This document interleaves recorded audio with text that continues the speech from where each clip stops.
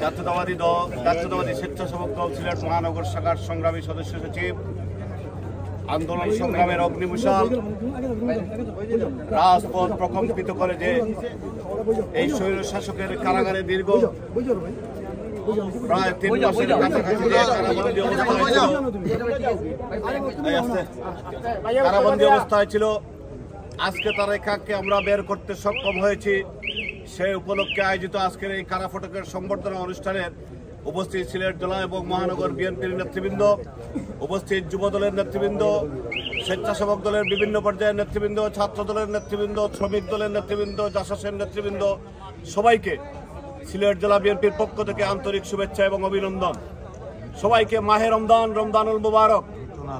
এই রমজান মাসে যখন মুসল্লিরা মসজিদে যাবে, এই রমজান মাসে যখন সিয়াম সাধনায় ব্যস্ত থাকবো, তখন আমরা আমাদের ভাইদেরকে কারাগার থেকে সংবর্ধনা দিচ্ছি, রিসিভ করছি। বন্ধুরা আমার, তার থেকেই বুঝে যায় এই দেশের অবস্থা কি। আফসরের মুক্তি, এই আন্দোলনের অগ্নিমিশাল, যে অগ্নিমিশাল প্রজ্বলিত হয়েছিল সেই অগ্নিমিশাল নিভে যায় নাই। ইনশাআল্লাহ বাংলার মাটিতে এই অগ্নিমিশাল আবার প্রজ্বলিত করে এদেশের মাটিতে আমাদের গণতান্ত্রিক অধিকার আদায় করবই করবো।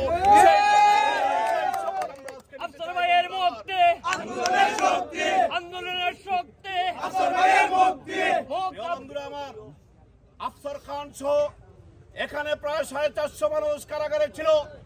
ইতিমধ্যে অনেককে আমরা বের করতে সক্ষম হয়েছি। ইনশাআল্লাহ আপনাদেরকে কথা দিতে চাই, অতি শীঘ্র সম্ভব যে অবশিষ্ট যারা রয়েছে আমাদের অনেক নেতৃবৃন্দ, এই স্বেচ্ছাসেবক দলের আহ্বায়ক, জেলার আহ্বায়ক আবুল আহাদ খান জামাল, জেলা মহানগর ছাত্র দলের বিপ্লবী সাধারণ সম্পাদক ফজলে হাসান রাব্বি সহ আরো অনেক নেতৃবৃন্দ এই কারাগারে এখনো আটকে আছে। আমরা তাদেরকে অবিলম্বে মুক্তি দাবি করছি, মুক্ত করে আনবো ইনশাআল্লাহ। একটি কথা বলতে চাই, আন্দোলন কিন্তু শেষ হয় নাই, আন্দোলন শুরু হয়েছে মাত্র। ইনশাআল্লাহ আপনারা ভয় পাবেন না, রাজপথে থাকবেন, বিজয় আমাদের হবেই হবে। সেই শপথ নিয়ে, সেই প্রতিশ্রুতি ব্যক্ত করে আমি আমার বক্তব্য শেষ করছি। বাংলাদেশ জিন্দাবাদ, জাতীয়তাবাদী দল জিন্দাবাদ, শহীদ জিয়া অমর হোক, দেশনেত্রী বেগম খালেদা জিয়া জিন্দাবাদ, জিন্দাবাদ, আগামী রাষ্ট্রনায়ক তারেক রহমান জিন্দাবাদ।